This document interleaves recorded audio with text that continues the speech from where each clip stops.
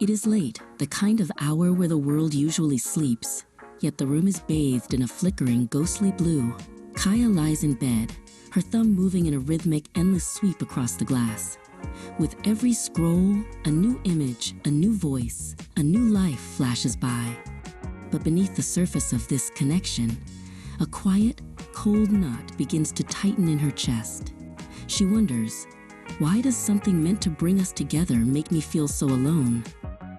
We are told these platforms are windows to the world, but they often function more like mirrors. As Kaya watches the curated highlights of distant acquaintances, her brain is doing something it was evolved to do for survival. It is comparing. It doesn't see a staged photo. It sees a standard. Without her permission, her mind begins to tally the ways her own unedited, messy life seems to fall short of the polished perfection on the screen. This is the great comparison machine. In the wild, comparing ourselves to the tribe helped us stay safe and useful. But today, Kaya isn't comparing herself to her neighbor. She is comparing her behind-the-scenes footage to everyone else's best of reel. Jace, a friend she hasn't seen in months, appears on her screen in a tropical paradise, smiling wide. The brain sees Jace's peak and marks it as the baseline, leaving Kaya feeling inexplicably behind.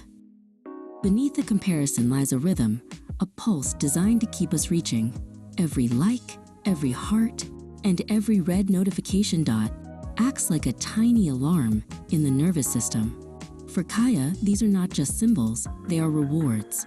Her brain receives a small spark of dopamine with every interaction, a chemical well done that keeps her thumb moving, searching for the next hit, the next validation, the next sign that she is seen.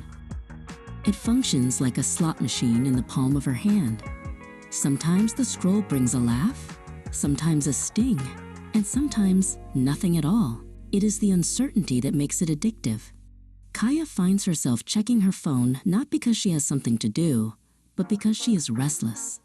The silence of the room has become a vacuum that only the ding of a notification can fill, creating a loop of constant, low-level agitation. Because the stream of information never ends, the brain never truly switches off. To Kaya's nervous system, the constant influx of news, opinions, and images feels like a perpetual state of high alert. The body prepares for a threat that never arrives and a conversation that never ends. Her mind is always on, always ready to react, leaving her in a state of chronic, quiet exhaustion that she cannot quite name. This state of readiness makes the physical world feel strangely slow. When Kaya finally meets Jace for coffee, the silence between their sentences feels heavy, almost uncomfortable. In the digital world, there is no silence, only more content. Jace notices her hand twitch toward her pocket, where her phone rests. They are physically together, yet the invisible pull of the digital world creates a barrier between them. We have forgotten how to be bored.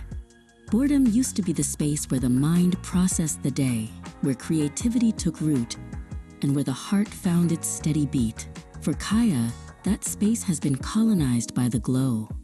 When she puts her phone down, the quiet feels like a ringing in her ears, a void she has been trained to fear. This discomfort is the withdrawal from the constant noise, the protest of a brain that has forgotten how to rest. The insight comes not in a flash, but in a breath. Kaya realizes that her anxiety isn't a flaw in her character. It is a natural response to an unnatural environment. Her brain is simply trying to keep up with a machine that has no off switch. By acknowledging this, the weight begins to lift. She isn't failing at life, she is just tired of being ready.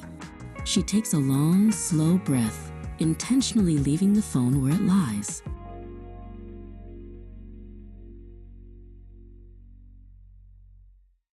Connection is not found in the scroll, but in the presence. Kaya turns back to Jace, and this time, she really sees him.